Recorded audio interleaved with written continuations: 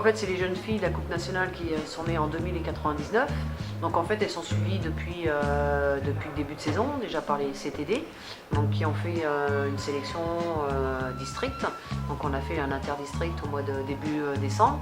Sorti de ce stage, on a récupéré 25 jeunes filles pour faire un premier stage et un deuxième stage où on était un groupe de 17 jeunes filles.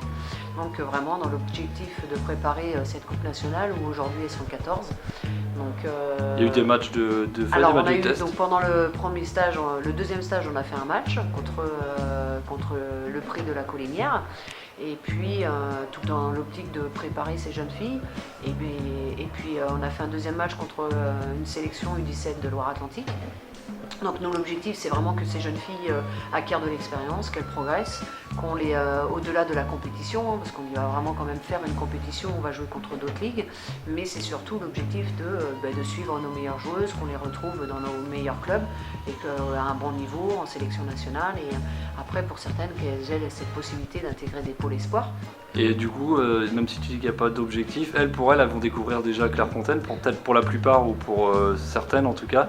Est-ce que dans ton discours, il faut un petit peu les accompagner, les conseiller pour pas que l'enjeu prenne le pas sur le jeu? Alors complètement, à chaque fois de toute façon. Déjà je pense qu'elles sont dans l'appréhension parce qu'il n'y a que 2 jeunes filles qui ont connu la Coupe nationale l'année dernière. Donc toutes les autres elles vont découvrir, donc elles ne savent pas déjà l'engouement d'être avec des jeunes filles de leur âge, aussi d'un très bon niveau, donc d'être confrontées à cette compétition où ça va jouer. Il y a vraiment des joueuses de qualité dans toute la France. Donc voilà, et après c'est vrai que cette année c'est Clairefontaine, donc le lieu mythique du football. Donc il va falloir qu'on gère ça aussi par rapport à cette appréhension qu'elles ont. Maintenant ils ont toutes des objectifs vraiment personnels. Pour la majorité c'est de jouer à un bon niveau. Donc après c'est à nous de définir qu'est-ce qu'elles entendent sur le bon niveau entre une sélection nationale ou niveau national compétition. Mais voilà, ils sont jeunes, on est là pour les préparer, pour qu'elles progressent.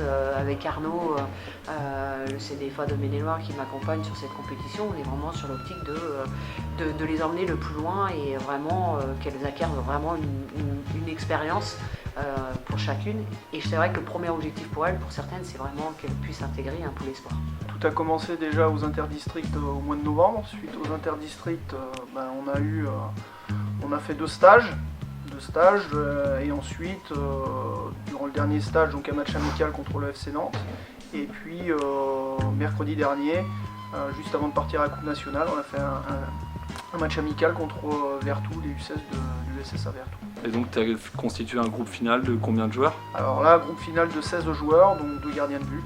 Donc voilà, provenant de plusieurs clubs, le FC Nantes, Scou-d'Angers, Sceaux-la-Roche, La Roche-VF, Forêt-sur-Vie, Fontenay, Orvaux.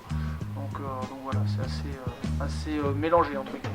Donc vous allez partir pour cette fameuse Coupe nationale U15. Donc les filles c'est à Clairefontaine, vous les garçons c'est une formule différente. Hein.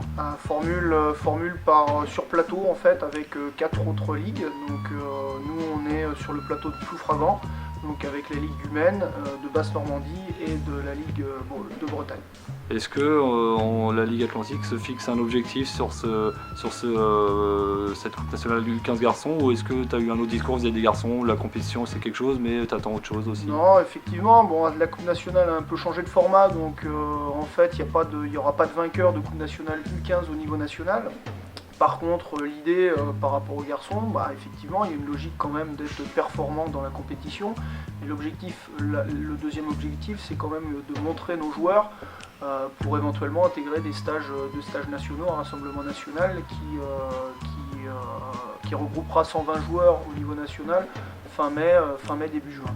Donc c'est d'en avoir un maximum, pourquoi pas en avoir quelques-uns qui participent à ce stage.